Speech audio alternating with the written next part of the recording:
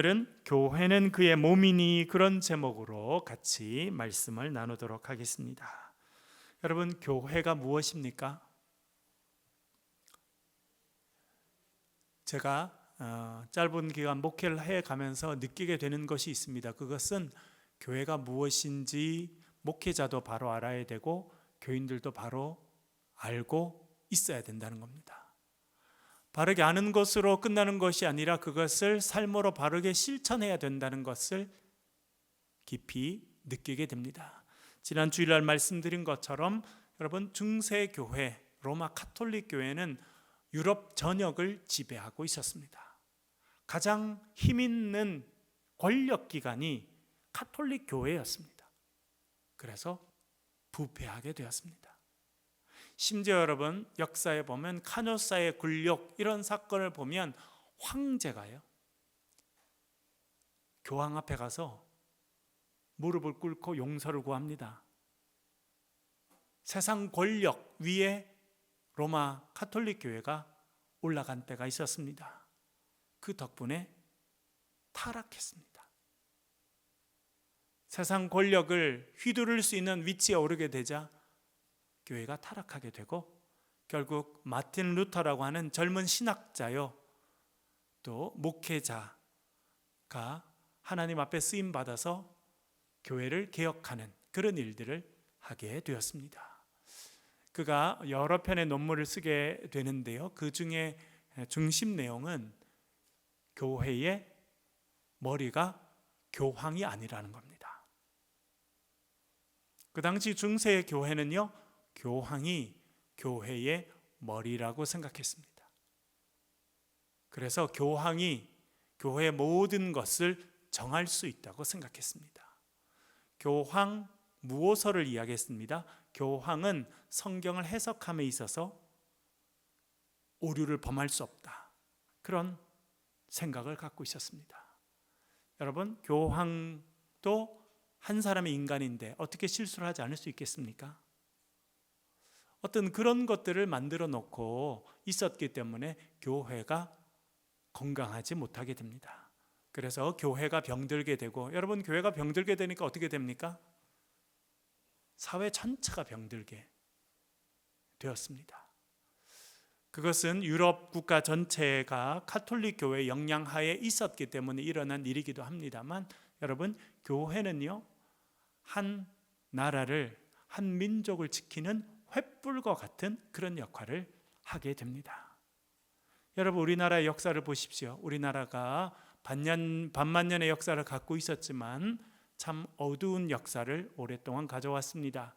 그러나 교회가 이 땅 가운데 오게 되고 교회에 모인 사람들이 바른 의식을 갖고 깨어나게 될 때 우리나라가 일제의 아픔에서도 벗어나게 되고 1950년 일어난 전쟁 이후로 다 폐허가 된 그 세상 가운데서도 다시 일어날 수 있는 그런 나라가 된 그 기적에는 교회가 온전히 서 있었기 때문에 그렇습니다. 그런 역사가 세계에 많지 않은데 한국 교회가 그런 역할을 감당하였습니다. 그러나 또한 한국 교회도 많은 위기를 겪고 있습니다. 그래서 교회가 무엇인지, 어떻게 해야 건강한 교회가 되는지라고 하는 것이 저를 비롯한 많은 목회자들 또 신학자들의 고민이고, 또한 그것에 대한 해답을 찾는 것이 저와 여러분이 같이 걸어가야 될 중요한 길입니다. 우리 교회에 또 새창조교회를 하나님께서 이곳에 허락해 주셨습니다. 저도 여러분도 오래 계획한 것은 아닙니다.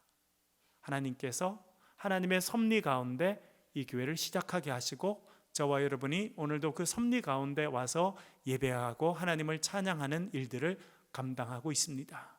여러분, 우리 교회가 어떤 교회가 되어야겠습니까? 큰 건물을 갖는 교회가 되어야겠습니까? 수많은 사람들을 가진, 교인들을 가진 그런 교회가 되어야겠습니까? 많은 예산을 가진 그런 교회가 되어야겠습니까?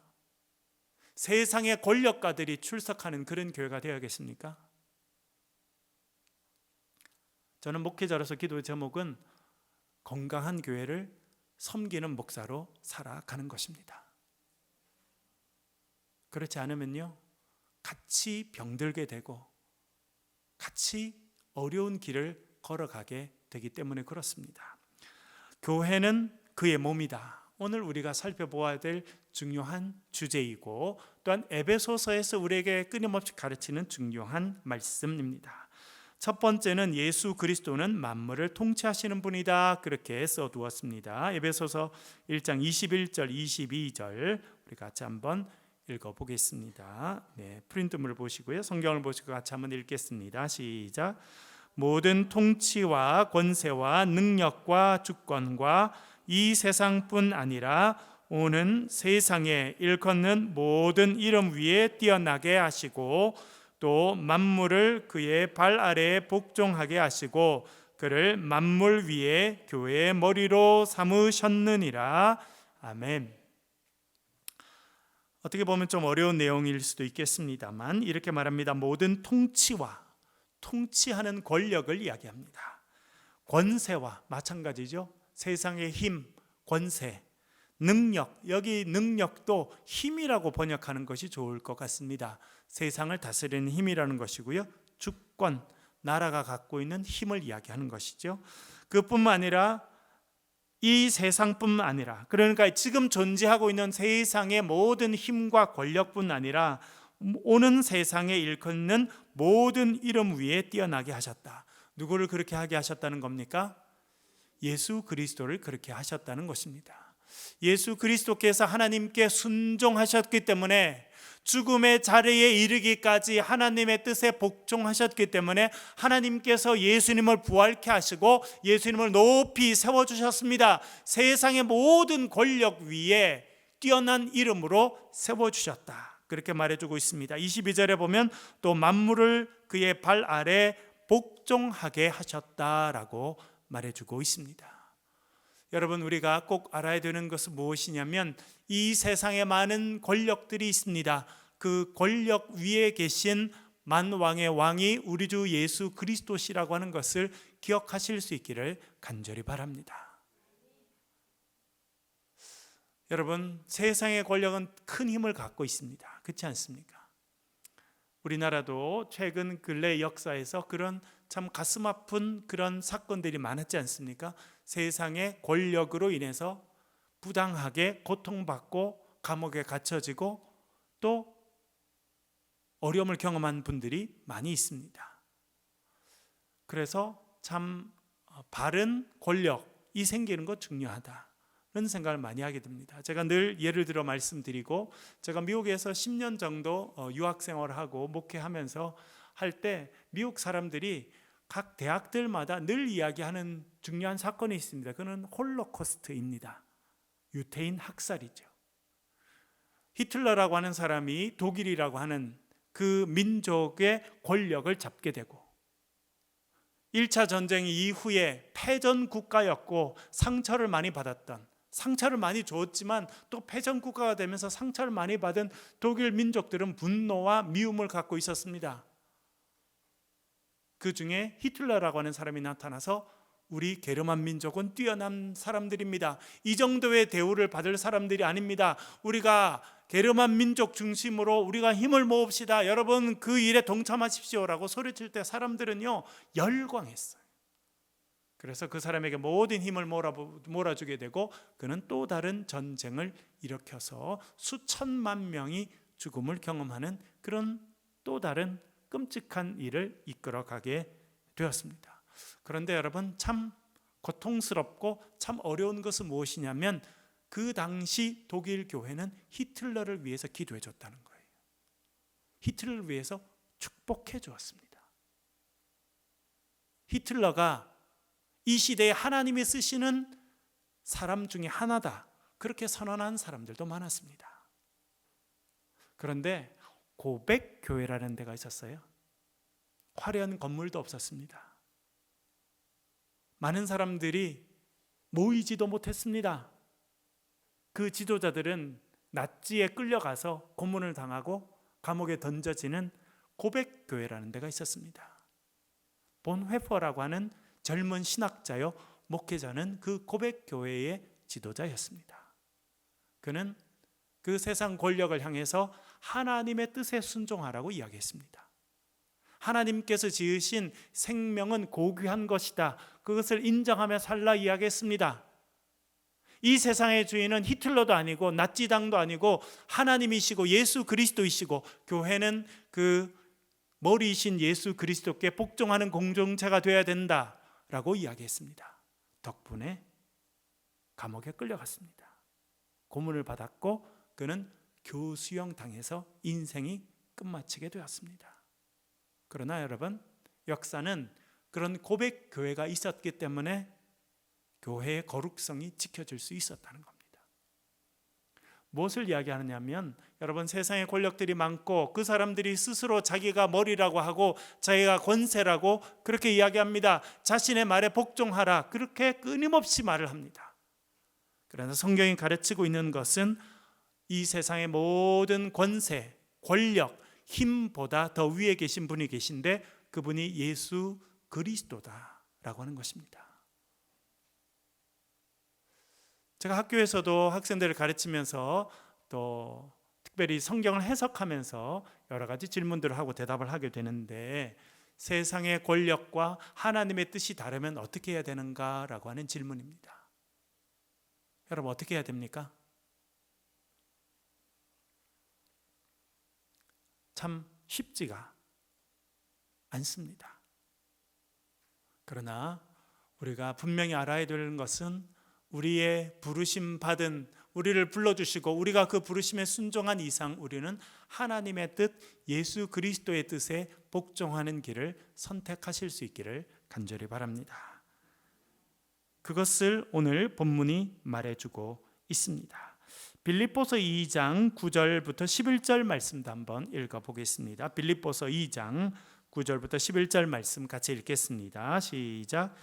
이러므로 하나님이 그를 지극히 높여 모든 이름 위에 뛰어난 이름을 주사 하늘에 있는 자들과 땅에 있는 자들과 땅 아래에 있는 자들로 모든 무릎을 예수의 이름에 꿇게 하시고 모든 입으로 예수 그리스도를 주라 시인하여 하나님 아버지께 영광을 돌리게 하셨느니라.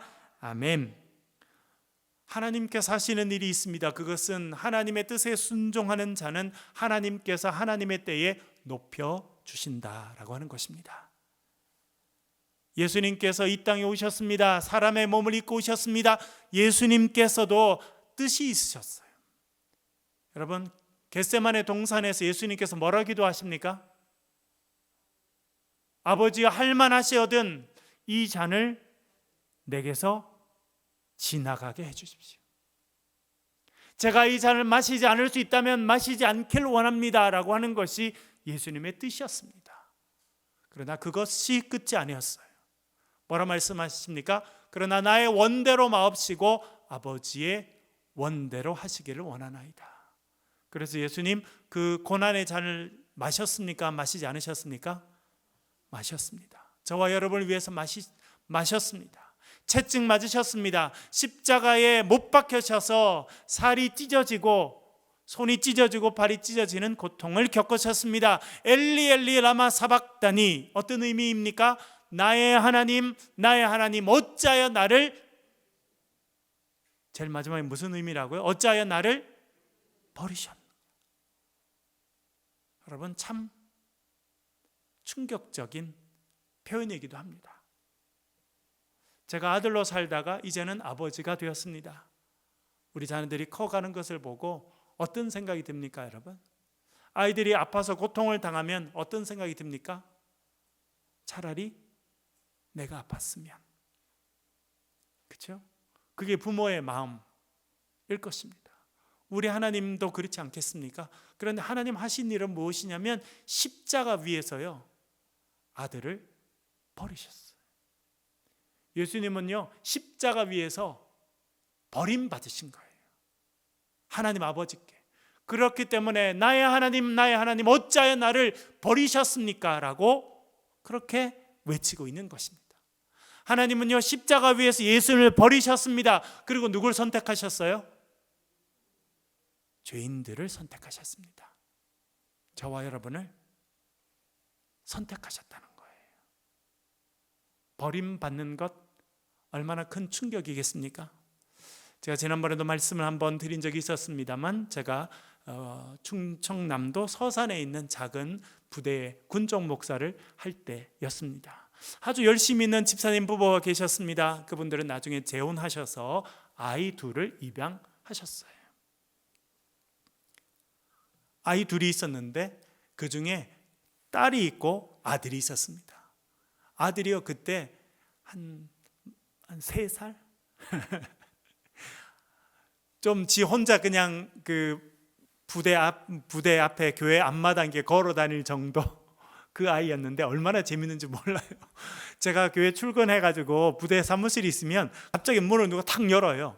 그 아이예요. 그래서 뭐라는 줄 아세요? 목사님, 콜라를 달라고. 문을 딱 열면 목사님, 콜라 이렇게 이야기해요. 그래서 콜라 먹고 싶어? 그러면 콜라 먹고 싶대. 그래서 엄마 안 좋아하실 텐데 그래서 제가 뭐 콜라는 안 줘도 가끔 그 제 사무실에 이제 병들이 상담하러 오면 주는 뭐 이런 과일 주스, 뭐 사과 주스 이런 거 주면 걔가 얼마나 잘 먹는지. 그 다음날 되면 또 와요. 목은 탁 열어요. 목사님, 콜라. 얼마나 귀여운지 몰라요. 그런데 그 귀여운 아이가 버림받았다는 거예요. 그 어머니 집사님 그 아이를 입양했는데 100일쯤 된 아이를 입양하게 됐습니다. 여러분, 이 땅에도 많은 아이들이 그렇듯이 그 아이는 그것이 없이 어린이집 앞에 이렇게 포대에 쌓여가지고 놓여진 거예요. 어디서 태어났는지, 엄마가 누구인지, 어떤 형편에 있는지 알지 못하고 그 아이는 그렇게 그 어린 아이들을 받아주는 그런 기관에 입양되게 되고, 그리고 나중에는 이 집사님 댁으로 입양이 되었다는 것입니다. 그 집사님 나름대로 고생하시고 또 삶에 어려움이 있으셔서 나중에 재혼을 하신 케이스인데 아이를 이렇게 입양한 거예요. 그 집사님 그때 벌써 50대 초반 뭐 이렇게 중반 이렇게 되셨다고 생각이 되는데 조그만 아이를 입양한 거예요. 그런데 제가 참 마음이 아팠어요.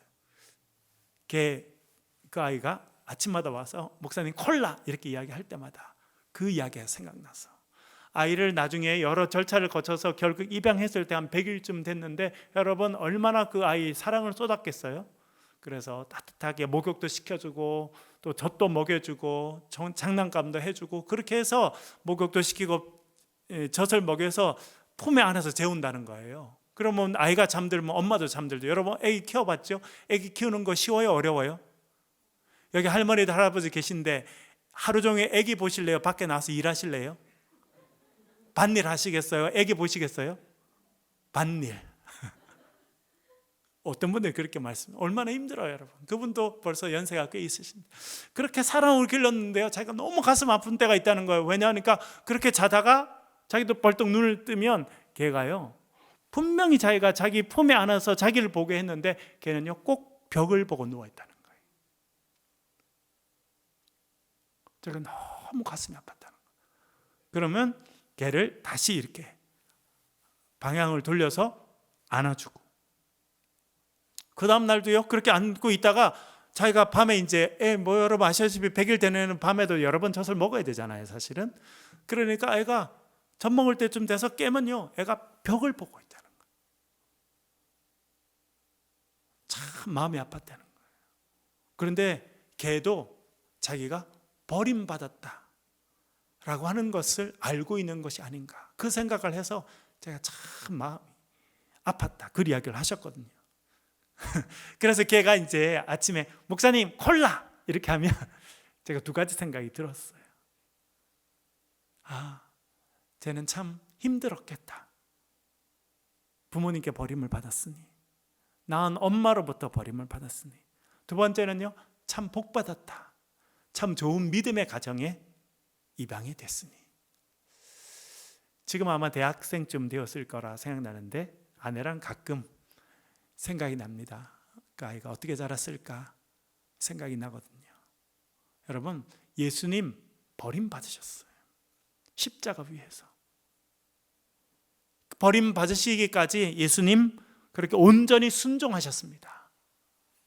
십자가까지 죽음에까지 낮아지시고 복종하셨더니 하나님께서 어떻게 하셨냐면 그를 지극히 높여 모든 이름 위에 뛰어난 이름을 주사 하늘에 있는 자들과 땅에 있는 자들과 땅 아래에 있는 자들로 모든 무릎을 예수의 이름에 꿇게 하시고 모든 입으로 예수 그리스도를 주라 시인하여 하나님께 영광을 돌리게 하셨느니라 말씀하고 있습니다. 여러분, 하나님의 뜻에 순종할 때 때때로는 우리도 십자가에 달리는 아픔을 겪을 수도 있습니다.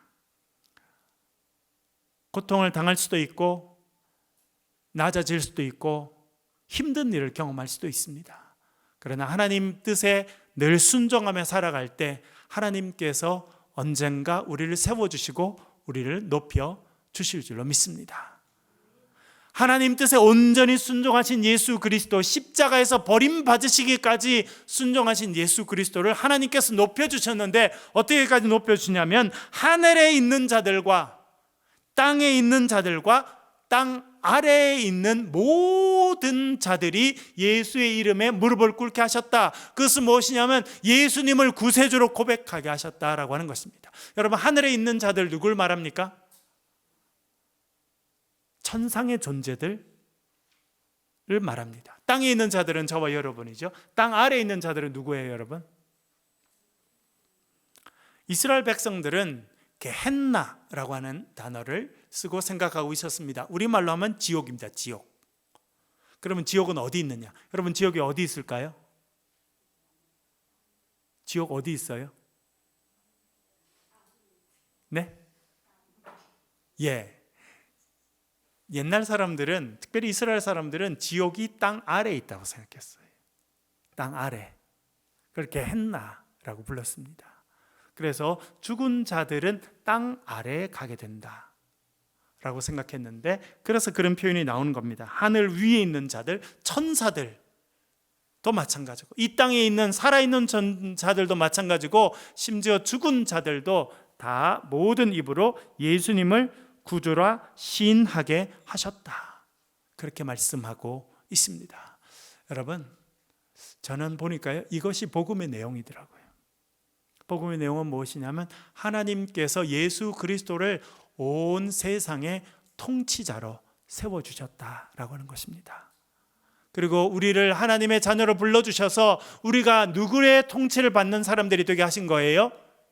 예수 그리스도의 통치를 받게 된 것, 그 자체가 축복이고 복이구나 생각하게 됩니다. 여러분, 누구의 통치를 받고 누가 여러분을 움직여 가십니까? 우리가 꼭 하나 알아야 될 게 있는데 그것은 무엇이냐면 악이 존재한다는 거예요. 이 땅 가운데 악은 여러 모습을 가지고 있습니다. 때때로는 권력자의 모습을 가지고 나타날 때도 있습니다. 히틀러 같은 경우가 대표적이죠. 사람들, 그 당시 많은 사람들은 히틀러가 자기를 구원해주고 절망 속에 있는 게르만 민족을 살려줄 사람이라고 생각하고 열광했지만 결국 그는 악의 화신이고, 그를 따랐던 모든 사람들은 원했든 원하지 않았던 죽음의 일을 하게 되었습니다. 얼마 전에도 저한테 이메일이 하나 왔어요. 신천지에서 보낸 거예요. 왜냐하면 제 이메일이 연세대학교 객원 교수로 노출되어 있거든요. 제가 장신대에서도 엄청 많이 받았어요.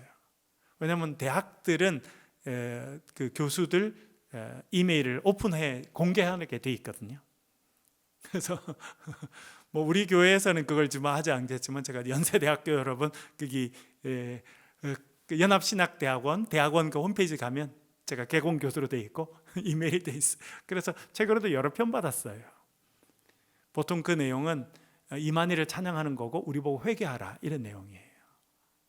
목회자나 신학자들은 저희들 보고 정신 차리고 잘 살아라, 그 이만희가 이 주인이고 그분의 가르침이 아주 훌륭하다, 뭐 이런 이야기예요. 보통은 그냥 지워버리고 마는데, 여러분, 그걸 보낸 사람들이 주로 누굴까요?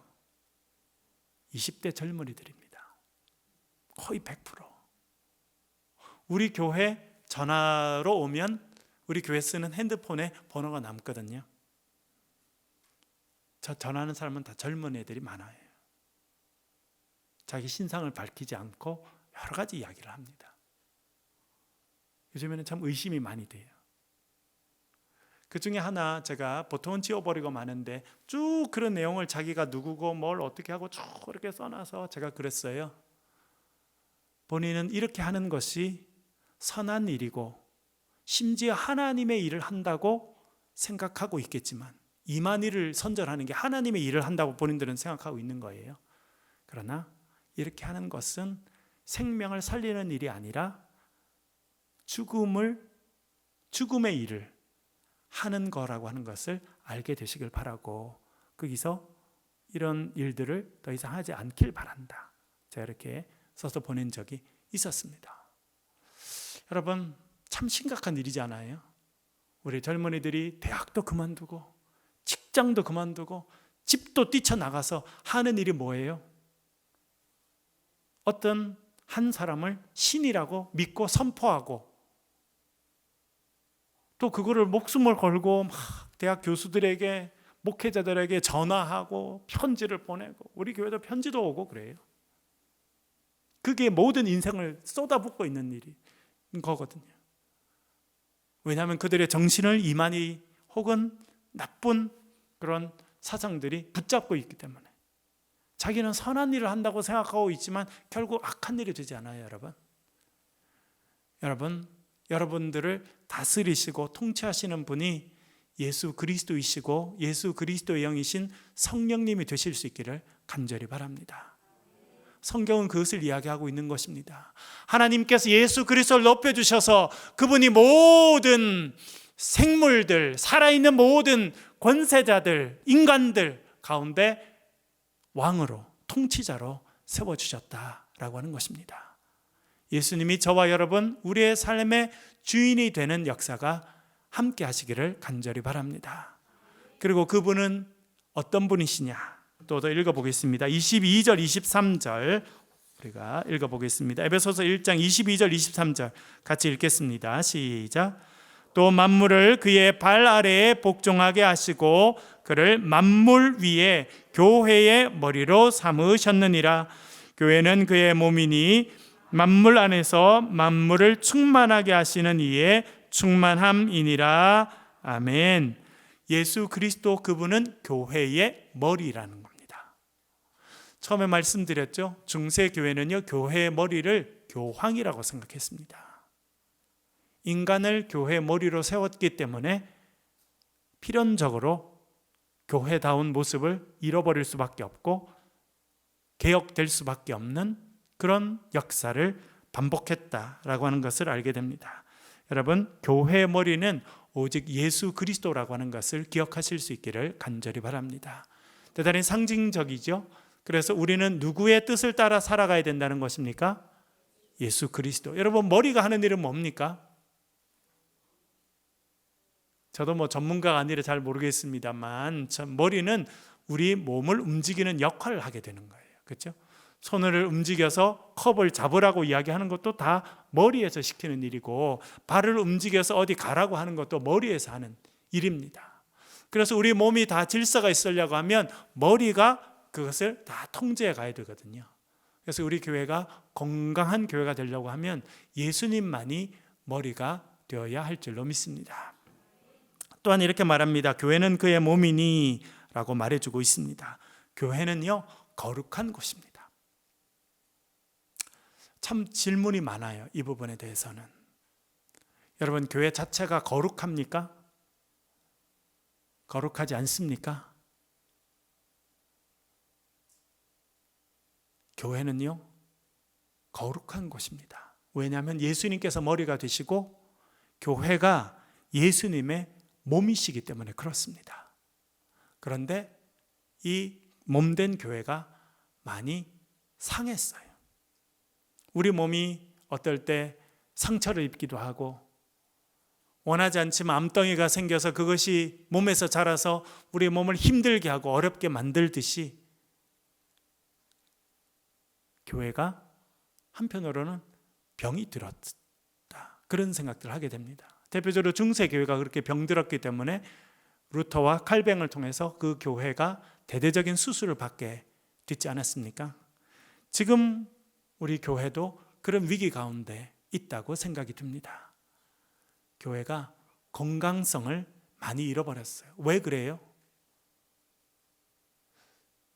왜 건강성을 잃어버렸을까요? 여러 가지 이유가 있겠습니다만 예수 그리스도가 머리이신 것을 잊어버리고 사람이 머리가 되려고 다투면 건강해지지 못하게 됩니다. 그리고 여러분, 우리 세포, 제가 우리 리더들 훈련할 때도 그런 이야기를 했습니다. 우리 몸이 60조 개 정도 되는 세포가 있다고 하는데 세포 하나하나가 건강하지 못하면요, 몸이 건강하지 못해요. 그렇지 않습니까, 여러분?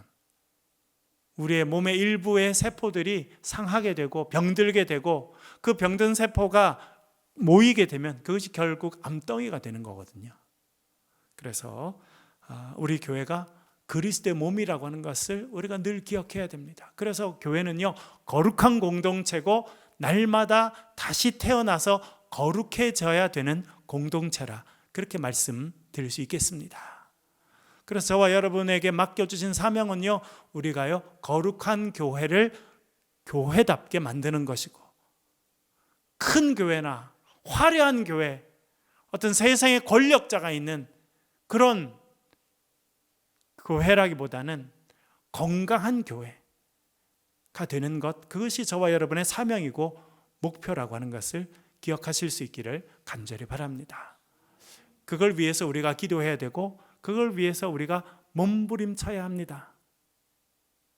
그렇지 않으면 우리가 이 사명들을 감당할 수 없게 됩니다. 골로새서 1장 18절도 한번 읽어보겠습니다. 읽겠습니다. 시작. 그는 몸인 교회의 머리시라. 그가 근본이시요 죽은 자들 가운데서 먼저 나신 이시니 이는 친히 만물의 으뜸이 되려 하심이요. 아멘. 골로새서는요, 이 두 가지를 다 이야기합니다. 그는 몸인 교회의 머리시라. 그러니까 예수 그리스도의 몸이 교회라는 것이고 그 예수 그리스도의 몸인 교회의 머리는 예수님이시다, 그렇게 말해주고 있습니다. 여러분, 다시 이야기하면 저와 여러분은 예수 그리스도의 몸인 교회의 일원입니다. 다시 말하면 우리는 예수 그리스도의 몸의 지체라는 거예요. 그런 의미에서 우리는 우리 스스로가 정결해야 되고, 우리 스스로가 죄에 빠지지 않으려고 몸부림쳐야 되고, 우리 스스로가 하나님 기뻐하시는 일들을 감당하는 그런 사람이 되기 위해서 우리가 날마다 깨어서 기도하고 노력해야 될 줄로 믿습니다. 오늘은 교회가 그리스도의 몸이다라고 하는 것을 우리가 배우게 되었습니다. 그리스도의 몸으로 우리가 살기 위해서 필요한 것은 우리 모두가 예수 그리스도의 통치를 받는 사람으로 살아가는 것입니다. 예수 그리스도가 우리의 주인이시고 오늘도 우리가 그분의 통치를 받는 사람으로 살아가야 된다는 것을 기억하며 살아가시는 저와 여러분 되시길 간절히 바랍니다. 우리 한번 기도하겠습니다. 기도하실 때 말씀을 가지고 기도하겠습니다. 하나님, 세상에 다른 것이 아니라, 다른 세력이 아니라 예수 그리스도가 우리를 통치하시는 그런 삶을 살도록 도와주십시오. 기도해 주시길 바랍니다.